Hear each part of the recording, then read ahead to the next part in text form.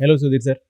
మీ video చూసిన తర్వాత ఒక స్టూడెంట్ మీ వీడియో కింద పెట్టినటువంటి కామెంట్ నేను చదివి వినిపిస్తాను. దానికి ఆన్సర్ కావాలి, ఎలా దాన్ని ఓవర్‌కమ్ చేయాలని చెప్పేసి అడగటం జరిగింది. క్వెషన్ ఏంటంటే, క్లియర్ అయిపోతుంది అనుకున్న ఎగ్జాము క్లియర్ అవ్వకపోవటం వల్ల స్టూడెంట్స్‌కొచ్చే డీమోటివేషన్ నుండి ఎలా బయటపడాలి? ఆ డీమోటివేషన్ అనేది చాలా సార్లు నెక్స్ట్ ఎగ్జామ్ మీద ఇంపాక్ట్ చూపిస్తుంది. కాంపిటేటివ్ ఎగ్జామ్ రాసినప్పుడు మెజారిటీ కేసెస్ ఈ ఎగ్జామ్ డెఫినెట్గా క్లియర్ అవుతుంది అని అనుకుంటారు. కానీ రిజల్ట్ వచ్చిన తర్వాత క్లియర్ అవ్వదు. దీనివల్ల డిమోటివేట్ అవటం అనేది సహజం.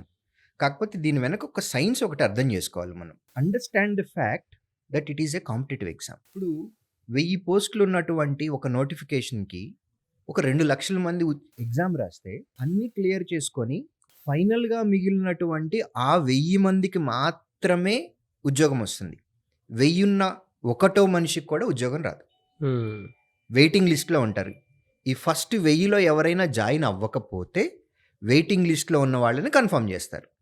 సో ఇది మీరు ఎవరైతే ఎగ్జామ్ రాస్తున్నటువంటి ఉన్నారో స్టూడెంట్స్, మీ సైడ్ నుంచి మీరు కరెక్ట్గానే ఆన్సర్స్ పెట్టారు. మీ ఎఫర్ట్కి తగ్గట్టుగానే మీరు ఆన్సర్లు పెట్టారు. కానీ రిలేటివ్ మెరిట్లో మీరు వెనకబడ్డారు. అంతే తప్ప మీరు బాగా పెర్ఫామ్ చేయలేదని కాదు, మీరు బాగా చదవలేదని కాదు, మీ ప్రిపరేషన్ బాగా లేదని కాదు. మీకంటే బాగా పెర్ఫామ్ చేసిన అండర్లైన్ మీకంటే బాగా పెర్ఫామ్ చేసిన వాళ్ళు ఎక్కువ మంది ఉన్నారు. కాబట్టే మిమ్మల్ని దాటి వాళ్ళు ముందుకెళ్ళిపోయారు. అందువల్ల మీరు వెనకబడ్డారు. సో మీ పరుగు ఎప్పుడు మీరు ఆపకూడదు. Okay. Don't get demotivated. In fact ఇలా గనక మీకు జరిగి అట్లయితే గనక మీకు ఉద్యోగం రాలేదు అని అనుకుంటే మీరు చాలా పాజిటివ్గా ఆలోచించాల్సింది ఏంటి అని అంటే, మీకంటే బాగా చదివే వాళ్ళు ఎవరైతే ఉన్నారో వాళ్ళు ఈ నోటిఫికేషన్లో వెళ్ళిపోయారు. నెక్స్ట్ మీరు రాసే ఎగ్జామ్కి వీళ్ళు మీకు అడ్డు కాదు. నెక్స్ట్ ఉన్న వాళ్ళల్లో మీరే ముందుంటారు. సాటిస్ఫైడ్గా ఉంది. అంటే ఇది లాజికల్గా చెప్తున్నానండి. మిమ్మల్ని సాటిస్ఫై చేయాలనో లేకపోతే ఆడియన్స్ని సాటిస్ఫై చేయాలి. అవును. ఇది ఫ్యాక్ట్. ఎందుకంటే ఉద్యోగం వచ్చిన తర్వాత మళ్ళీ ఇంకో ఉద్యోగానికి ఎందుకు అప్లై చేస్తారు?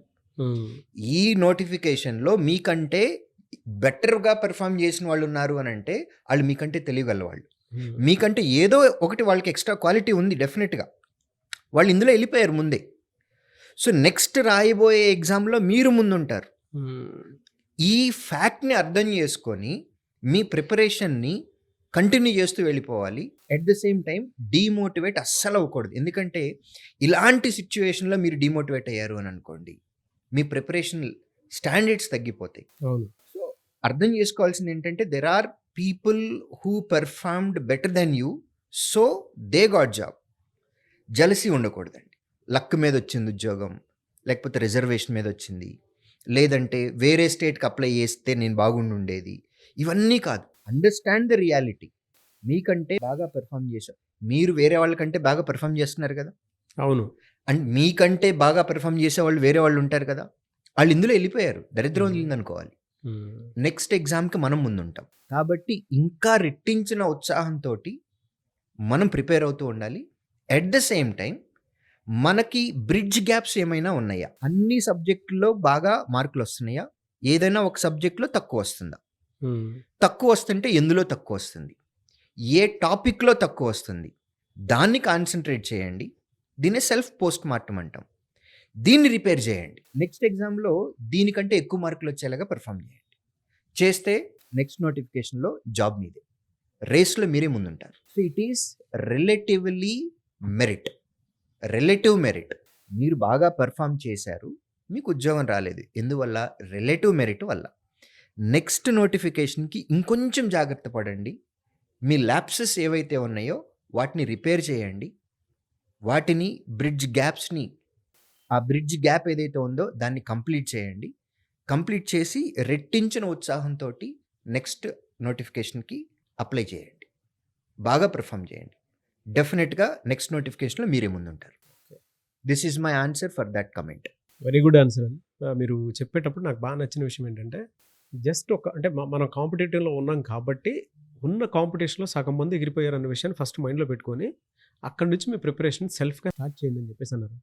కొంచెం సెల్ఫ్ పోస్ట్ మార్టం చేసి ఆలోచిస్తే, కట్లగా ఆలోచిస్తే ఆ డీమోటివేషన్ అనేది ఖచ్చితంగా వెళ్తుంది. అంటే that is what we call reality. అందులోకి ఎప్పుడైతే ఆ పిల్లలు రాలేకపోతారో ఇంకా డీమోటివేట్ అవుతూనే ఉంటారు. ఇప్పుడే given great answer for them. ఒక నోటిఫికేషన్‌లో ఉద్యోగం వస్తే మంచిది, రాకపోతే మరీ మంచిది అనే ఈ థాట్ ప్రాసెస్ తోటి వెళ్ళాలండి. మీరు క్లర్క్‌కి అప్లై చేశారు. ఉద్యోగం వచ్చేసింది. ఉద్యోగం వచ్చిన ఆనందంతోటి మన ఫ్యామిలీ పరిస్థితులను బట్టి మనం ఉద్యోగంలో జాయిన్ అయిపోతాం. సో, మెజారిటీ ఆఫ్ మన టైం ఏదైతే ఉందో ఉద్యోగం మీద పెడతాము. నెక్స్ట్ ఆఫీసర్ పోస్ట్ మీదో, లేకపోతే ఎస్ఎస్‌సి కండక్ట్ చేసేటటువంటి సీజీఎల్ ఎగ్జామో, లేకపోతే గ్రూప్ 1, గ్రూప్ 2, గ్రూప్ 3 ఎగ్జామ్స్ వీటికి మనం టైం స్పెండ్ చేయలేం. సో, మనకు వచ్చిన నోటిఫికేషన్‌లో మనం అప్లై చేసిన నోటిఫికేషన్‌లో ఉద్యోగం వస్తే మంచిది. రాకపోతే మరీ మంచిది. ఎందుకు మరీ మంచిదని అంటున్నామనంటే, maybe some other better exam or some other better job is waiting for us. అందుకే మనకిక్కడికి రాలేదు. బెటర్ ఆపర్చునిటీ నెక్స్ట్ ఉందనుకుంటా. ఈ మోటివ్ తోటి గనక ఉన్నట్లయితే డీమోటివేట్ అవ్వటము, కాన్ఫిడెన్స్ తగ్గిపోవటము ఇట్లాంటియన్నీ ఏమీ ఉండవండి. ఎలా సార్? అంటే మీ దగ్గరకొచ్చేటువంటి స్టూడెంట్‌కి హ్మ్, ఏమేం నేర్పిస్తారు? వాళ్ళ కాన్ఫిడెన్స్ ఏ విధంగా బిల్డ్ అయ్యి, ఎన్ని డేస్‌లో అంటే ఎన్ని మంత్స్‌లో జాబ్ క్రాక్ చేయడానికి అవకాశం ఉంటుంది? ఎలా అప్రోచ్ అవ్వాలి? నాగరాజు గారు, సబ్జెక్ట్ అనేది ఎవరు చెప్పినా ఒకటేనండి. హ్మ్. సబ్జెక్ట్ అనేది సేమ్. కానీ మీరు ఏ ఎగ్జామ్‌కి వెళ్తున్నారో ఆ ఎగ్జామ్‌కి క్లియర్ చేయాలి, కాంపిటీషన్‌ని వెనక్కి తోసేయాలి అనంటే you should have a strategy. మేము చెప్పేది ఆ స్ట్రాటజీ.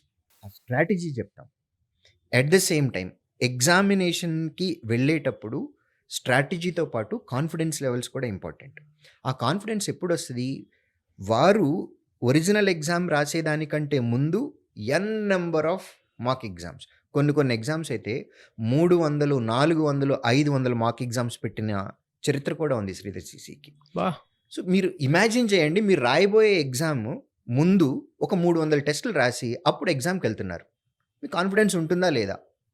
ప్రాక్టికల్‌గా మీరు ఆలోచించండి. హ్మ్. మేము ఆ కాన్ఫిడెన్స్ ఇస్తాము. ఎగ్జామ్‌ని ఎలా క్రాక్ చేయాలి అనే స్ట్రాటజీ ఇస్తాం. సబ్జెక్ట్ ఏముందండి, అందరం చెప్పేది అదే సబ్జెక్ట్. పెడగాజీ డిఫరెంట్‌గా ఉండుండొచ్చు.